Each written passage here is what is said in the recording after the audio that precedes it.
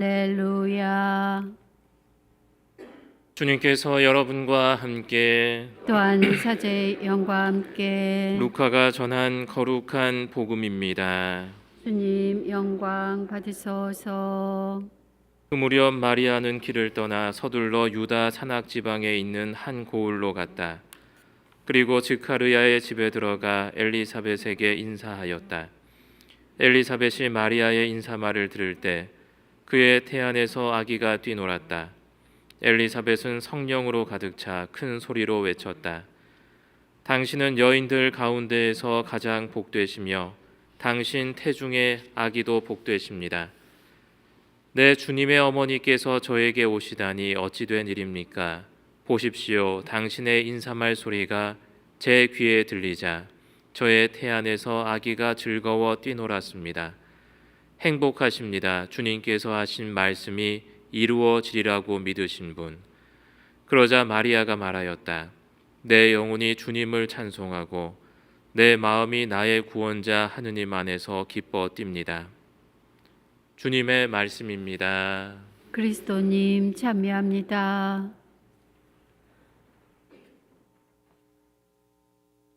평화를 빕니다. 네, 오늘 왠지 오랜만에 만난 그런 기분이 드네요. 오늘도 미사 같이 봉헌해 주셔서 감사드립니다. 우리 성모 기사회 해책을 읽어보면 선교 사명이라는 것이 있어요. 우리 신자 여러분들 선교 활동 잘 하고 계십니까? 네, 봉사도 해야 되고 미사도 나와야 되고 또 선교도 하라고 그러고 가톨릭 신자로서 참 해야 될 게 많은데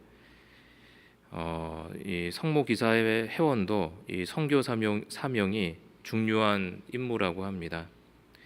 그래서 회칙에 보면 성모 기사의 회원은 인간과 사회가 쇄신되리라는 희망의 원천인 그리스도의 복음을 전하여야 하는 교회의 선교 사명을 자신의 것으로 삼아야 한다고 이제 회칙은 말하고 있습니다.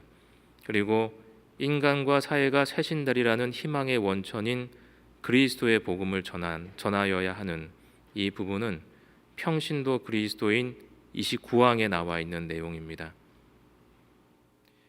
사실 저는 직접적으로 하느님을 믿으라는 이야기를 다른 사람들에게 해본 적이 없습니다. 네, 그래서 선교에 대해서도 사실 그렇게 크게 생각하고 그런 적은 없었는데 우리가 그리스도인으로서 이 사회에서 잘 살면 되지라는 그냥 막연한 생각만을 가지고 내가 잘 살게 되면 또 내가 그리스도를 이 세상에 보이게 되는 것은 아닌가 하는 생각을 하고 있었습니다. 그런데 이 회칙을 보면서 다시 선교라는 것이 무엇인가라는 것을 다시 한번 생각해보는 그러한 계기가 되었습니다. 지금 이 세상은 어떻습니까? 지금 이 세상이 흘러가고 있는 모습을 보면 긍정적인 모습은 별로 없는 것 같아요. 어떻게 보면 전쟁도 지금 일어나고 있고 그리고 환경적인 어떤 문제도 있고 그래서 이 세상이 흘러가는 뉴스만 봐도 두렵고 무서운 느낌이 듭니다. 3차 대전이 일어나는 것은 아닐까? 또 이 세상에 종말이 찾아오는 것은 아닐까? 또 AI라는 것은 또 어떻게 우리에게 과연 인간에게 득이 되는 것일까, 실이 되는 것일까? 그런 것들을 많이 생각을 하게 되는데 그래서 이 세상에 정말 종말이 찾아오는 것은 아닐까라는 생각을 뉴스를 보면서 하게 된다는 것이죠. 그래서 여기에서 제일 억울할 사람, 종말이 찾아오면 제일 억울할 사람이 제가 아닐까. 제가 쭉 돌아보니까 사실 만큼 사신 분들이고, 네, 더 사셔도 되는데 그렇습니다. 그래서 그렇습니다. 그래서 제가 겁이 많아가지고 그래서 사실 요즘에 뉴스를 보지 않습니다. 또 요즘에 트럼프가 대통령이 된 다음에 또 누가 나를 잡으러 올 것은 아닌가 그런 고민을 하면서 밖에 이제 나가서 안 나가고 집에 또 숨어 있고 그렇게 하는데, 그런데 또 과거를 돌아보면 과거에도 다 뉴스에서 힘들다 얘기를 많이 하게 되잖아요. 그럼에도 불구하고 우리 신앙인은 미래에 대한 희망을 가지고 있다는 것이고, 어두운 세상에서 희망을 전하는 것이 바로 선교라는 것이죠. 우리의 종교는 사실 종말론적 종교입니다. 이 세상의 어떤 종말에 대한 것을 이야기하는 종교고, 하지만 그 세상이 멸망해서 끝나는 것이 아니라 그 종말에는 그리스도께서 재림하리라는 것을 믿고 있다는 것이죠. 그래서 그리스도의 복음이 인간과 사회가 쇄신되리라는 희망의 원천이 된다는 것입니다. 이 세상이 종말을 향해 가더라도 이 인간과 이 사회가 그대로 멸망하는 것이 아니라 또 쇄신되고, 그리고 그것을 이제 좌절하는 사람들에게 그러한 희망의 빛을 전해야 된다는 것이죠.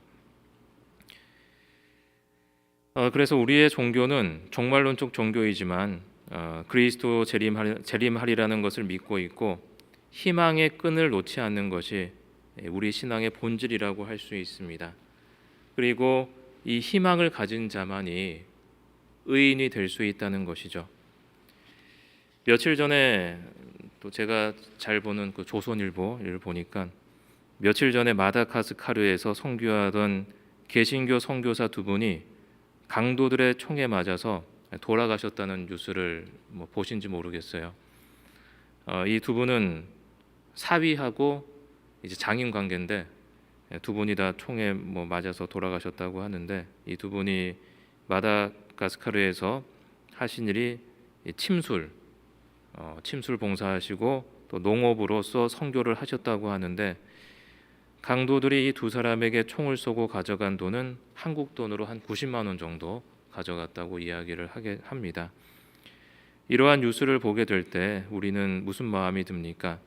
안타깝기도 하고 또 선교에 대한 의지가 또 꺾이는 것도 사실이죠. 창세기에 보면 소돔과 고모라 이야기가 나옵니다. 아브라함은 하느님께 간절히 기도하면서 이 도시들의 의인이 10명만 되더라도 이 도시를 멸망시키지 말아달라고 간청하고, 하느님은 그 부탁을 들어주시는 거죠. 하지만 이 도시에는 의인이 10명이 되지 않았기 때문에 이 두 도시는 결국 멸망하고 말았습니다. 근데 왜 이 도시에는 의인이 10명도 되지 않았을까요? 그래도 도시니까 인구도 많고 그랬을 텐데 의인이 10명이 되지 않았다는 것입니다. 제가 생각했을 때는 이 타락한 도시에서, 부패한 사회에서 의인으로 사는 것이 쉽지 않기 때문에 그렇게 의인의 숫자가 작은 것은 아닐까. 토빗기에 나오는 토빗은 대표적인 의인입니다.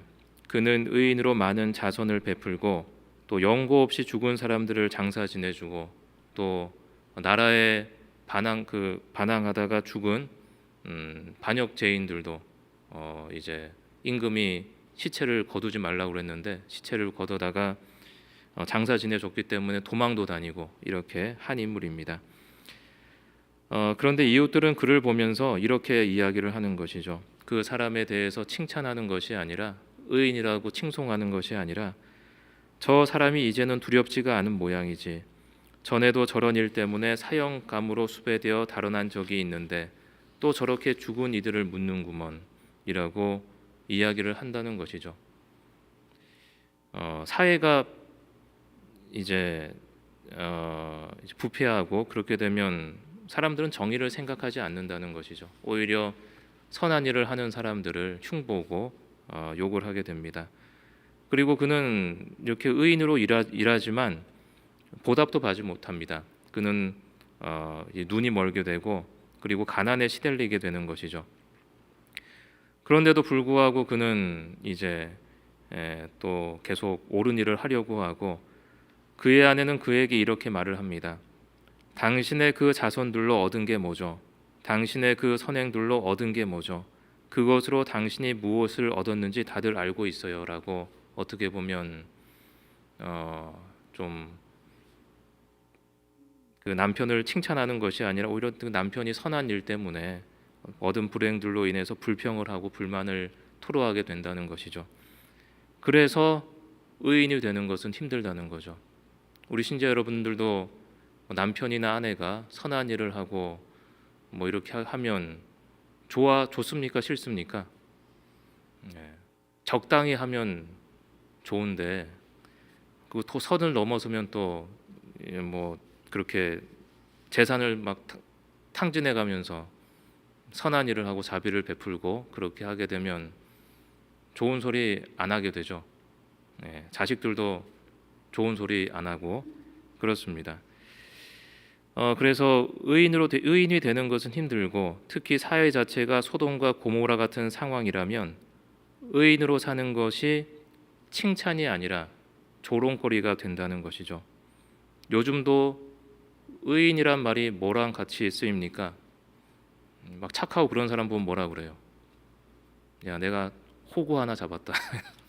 이렇게 얘기 안 하십니까? 내가 호구 하나 봤는데 돈 빌려달라 그러면 잘 빌려준다 그러더라.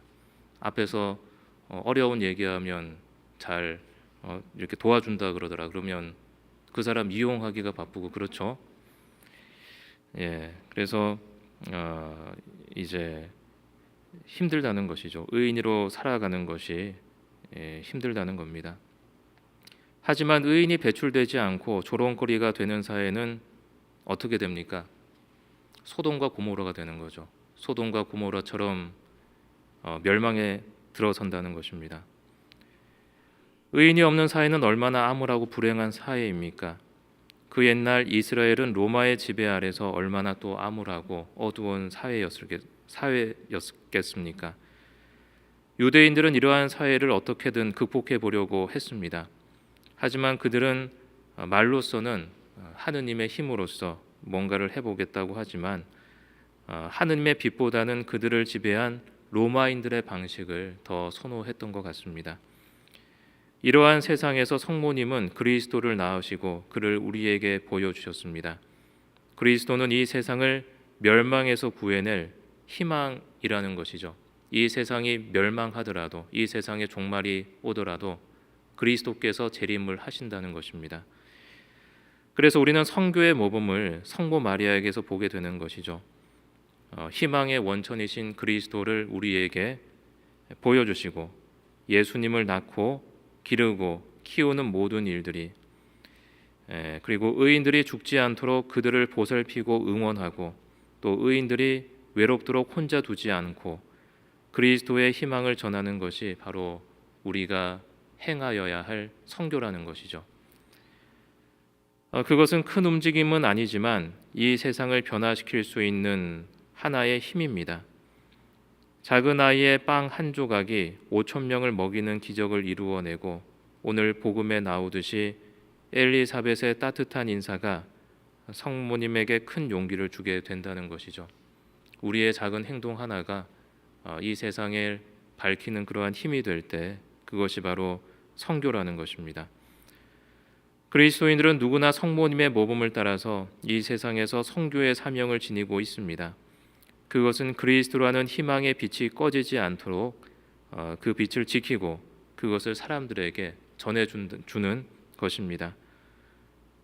그래서 희망을 가진 사람만이 의인이 될 수가 있고 의인이 된다는 것은 그러한 어떤 성모님에게 손을 내미는 인사하는 엘리사벳처럼 그러한 힘을 주는 것이죠. 모든 사람이 의인으로 살 수는 없지만 어려움에 처한 외로운 의인에게 그 사람을 조롱하고 놀리는 것이 아니라 그 사람에게 손을 내밀어 줄 수 있는 그러한 그리스도인 되시기 바랍니다.